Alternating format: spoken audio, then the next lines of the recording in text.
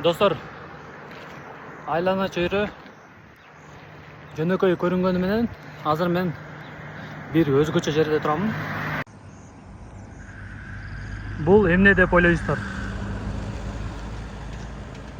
Жердин экватор линиясы. Мен азыр деген жер планетасынын так ортосунда турам. Бул жерде дагы бир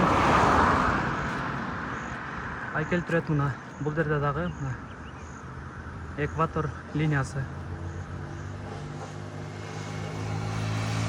Экватор линиясы бул жактан ушундайга кетип турган экен.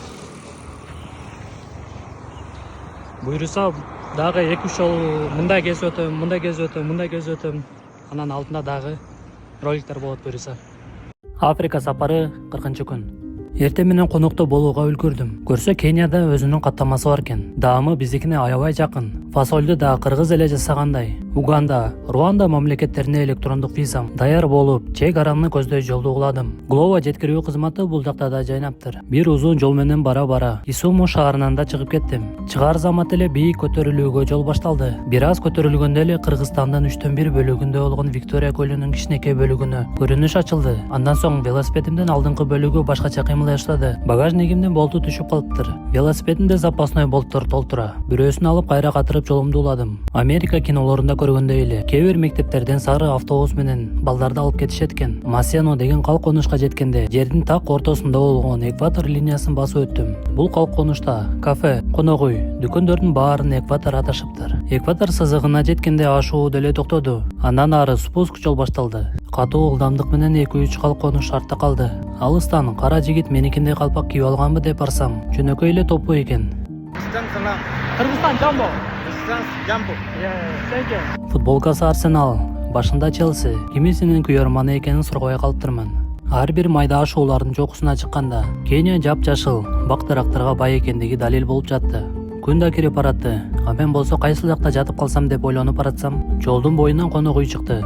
Биздин акча менен 650 сомго турду. Жайланышып эсептешип бүткөндөн кийин аябай катуу жамгыр башталды.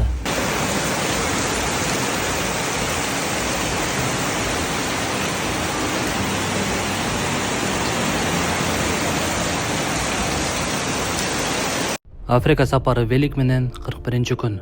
Бүгүнкү күнүн башка күндөрүнөн бир аз өзгөчөрөөк. Анткени алдымда жаңы мамлекет күтүп турду. Кенияда дагы 40 километр аралыгым калды. Бул мамлекет мени таң калтырды. Африканы башка тараптан көрсөттү. Күн сайын канчалаган километр аралыктар кооз болуп, жан дүйнөңө тынчтык берип, суктануу менен жол жүрүп жаттым. Эли болсо ачык маанай, жылмаюуга, жалаң гана жылмаюу менен жооп алып жаттым. Жергиликтүү калк менен сүйлөшсөң ичинде чындыгында эле Акуна Матата деген сөздү сезеткенсиң. Ал суахили тилинен которгондо эч кандай көйгөй жок, баары жакшы дегенди түшүндүрөт. 40 километр аралыкта өтүлдү.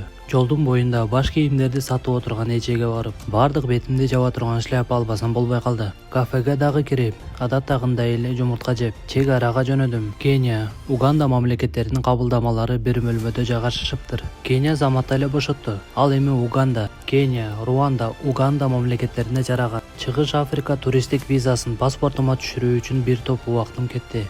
Угандагы ийгиликтүү кирип алдым. Сим карта алууда бир топ убакыт кетти. Анткени менин паспортума тиркемелеринен регистрация такыр эле кыла алышпай койду. Ошол жерде турган баланын сим картасын 200 сомго сатып алдым. Кайрадан эле жамгыр башталып, конок үйдө калдым. Көргөнүңөр үчүн чоң рахмат.